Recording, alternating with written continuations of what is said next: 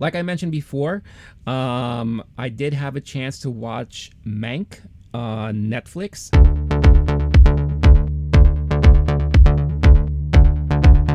That movie by David Fincher. I believe the last movie that he released that I saw was Gone Girl, which was a fantastic movie.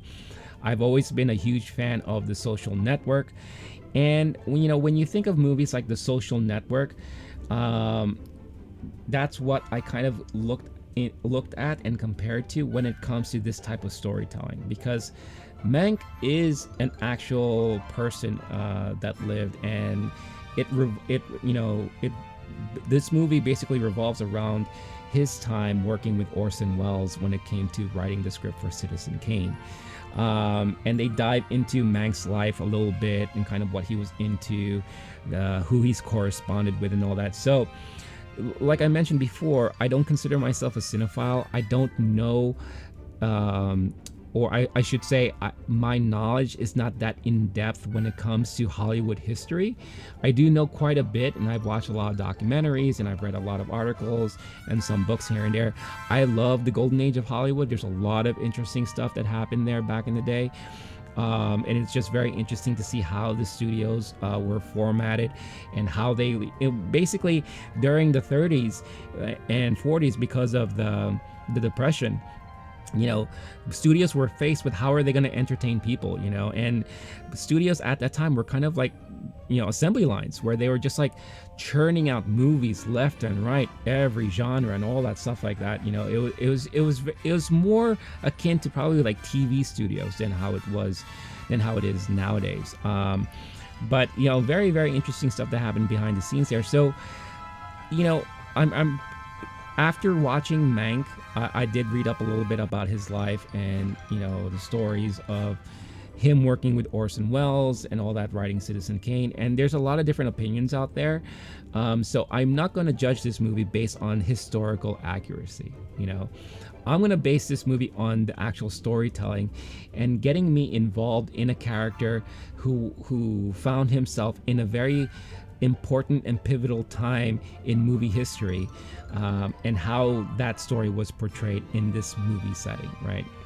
Again, like The Social Network, obviously it's based on the beginnings of Facebook, with Zuckerberg and who he was involved in. And even though it was, I would say pretty accurate, you take liberties. The director, the writer takes liberties to make the movie a little more engaging, interesting, emotional at certain times. And I remember when that movie came out, there was a lot of discrepancies that people were arguing about, complaining about, and you heard from like different sides of the story and all that. So let's not talk about that so much, but let's talk about the movie itself and the job it did with the storytelling. And I'll tell you right now, I really, really enjoyed this movie a lot. One of the things that stood out to me from the very get-go was the cinematography and the way the film was put together. It basically made me feel like I was watching a 1930s film, filmed in black and white. Looked like they used pretty much similar equipment, the editing and all that. Even during watching the movie, you had the cigarette burn that would pop up every time. And for those of you who know, that cigarette burn means that it's time to change the reel of the film when you're showing it in the projector in a movie theater. So they had all of that going. The sound was very mono, and very, very done up like in the time. So I really, really loved how he did that, and it really, really gave that feeling and put me into that time period, like being in the 30s, being in the during that time. And basically, you have Herman Mankiewicz, Mank, the main character, portrayed by Gary Oldman. And, he was a writer, a playwright, a critic, and then he worked in Hollywood writing scripts, co-writing scripts.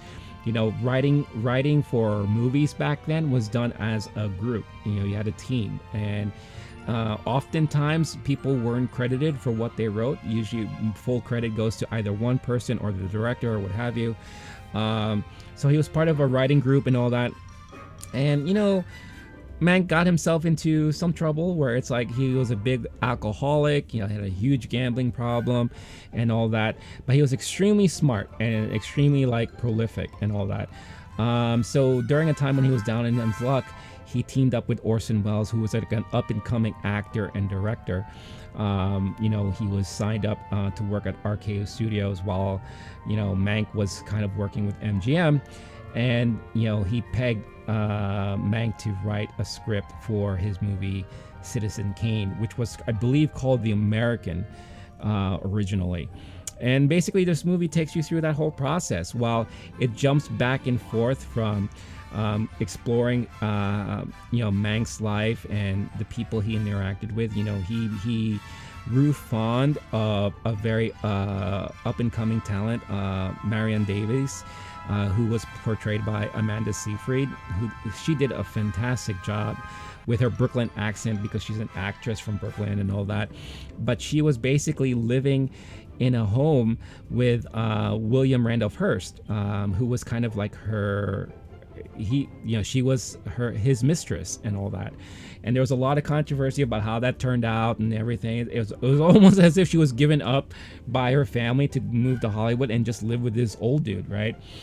But then it talks about like how someone like him, who was a big media mogul, big newspaper publisher, and working a little bit in movies, but he was also a huge politician. Louis B. Mayer, who was the head of MGM Studios, was portrayed by Arliss Howard, who did another phenomenal job there. And you could kind of see like how Hollywood and politics played into a lot of things at the time, and the kind of dynamic they had with their relationships with Mank, especially while writing Citizen Kane, because it turns out that he took a lot of those experiences and the life of a lot of people around him and used that to focus on his film. And I believe one of the running theories, I don't know if it was fully proven yet or not, or maybe it has, was that the main character of Citizen Kane was actually based off of William Randolph Hearst and everything. And you could kind of see this, you could kind of see how they addressed this in the movie as well, because the studios didn't want it. They didn't want to touch it because of like the implications of someone in real life. And Louis B. Mayer wanted to buy the film to kind of destroy it and all that and not have it released and all that. And Orson had to like really figure out how to work with the studios to kind of put it out there, especially RKO. But the main point here is not only do you see Mank write this script and having to have to do it in such a short period of time. He only had 2 months to do so. But at the end of the day, like, he was down on his luck. He hasn't had a lot of success in recent years during this time. But he felt like whatever he wrote, that was the best piece of work he's ever written, and all he wanted to do was get credit for it. Now, according to the contract that he agreed on with Orson, he was not going to be credited for this movie, and there was like a big battle behind the scenes and all that. At the end of the day, he was able to get credit as a co-writer, and in the Oscars the following year of its release, Orson and Mank with Oscars for screenplay and all that. And obviously there was a lot of controversy behind that too. So as a story and as a movie, I thought it was extremely well done. I was not bored at all. I was very involved in all the characters that were introduced, and I really loved how they developed the character, and you show the relationship between Mank and Marion. Lily Collins was another character, was another actress in this movie. She played Rita Alexander, who was kind of like the typist for Mank when he was writing this script and all that. She had a very interesting story about she's British and her husband was in the war, and there was a certain time where he went missing and all that, but they developed this great friendship and relationship there. You saw a little bit about his relationship with his wife and how things turned out during the big election I believe it was in 44 for the race for governor there in California, and how studios interfered a lot with that because of democracy and communism and socialism, and how that kind of played out throughout the movie at that time. So I thought overall it was a very well done movie. It was so good just to see another great Fincher product go out there. Gary Oldman again kills it with his performance in this movie. You know, like he did such a great job at portraying this down on his luck writer who's just very smart and doesn't know how to keep his mouth shut, and you know, always wanting to push the boundaries of what he could say out loud. You know, his gambling problems, his you know, reliance on alcohol to write and all that. Like, it was just so well done. The performances around the board were really well done, but I would have to make a huge call out to Charles Dance, who portrayed William Randolph Hearst. Such a kind of like demanding appearance, and kind of like, you don't want to mess with this dude. Like, this is a dude of power, but yet he's so mysterious and you don't know really what he's up to and all that. Very, very well done movie. If I were to rate this movie, I would definitely give it a 4 out of 5 Oscars. Let's do that, you know, because you know, at the end, the movie ends with them winning the Oscar and kind of giving their own speeches and what have you, and all that stuff like that. So do check it out. It's on Netflix. It's definitely one of Netflix's best movies of this year. I would rank it up there with probably one of the top 5 movies I saw this year, and that's not saying much because there weren't a lot of movies that came out this year, but I definitely really appreciate it, and I definitely highly recommend it. I could actually see myself watching this movie again because that's just how good it was. So yeah, do check it out. And like I said, if you seen it, let me know in the comments. You know, let me know what you thought about it.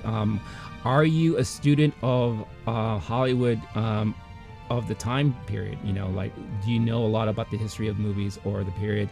Let me know how accurate or inaccurate it was, you know, and all that. I'm definitely going to be watching Citizen Kane again this week, because the last time I saw it, I think I was in my teens. And I think at that time I didn't really get it fully, but my knowledge and appreciation of movies has changed so much since then that I think I'm going to have a different experience if I watch it now. So I'm looking forward to watching it again this week, and maybe I'll make a video out of it. You can kind of see, like, you know, how does a movie like Citizen Kane hold today, especially someone who's watching it again almost with fresh new eyes, because it's hard for me to recall a lot of stuff from the movie since I saw it so young. So, oh hey guys, thanks again for watching. If you want to check out my other videos, make sure to access them through this menu that you see on this side of the screen.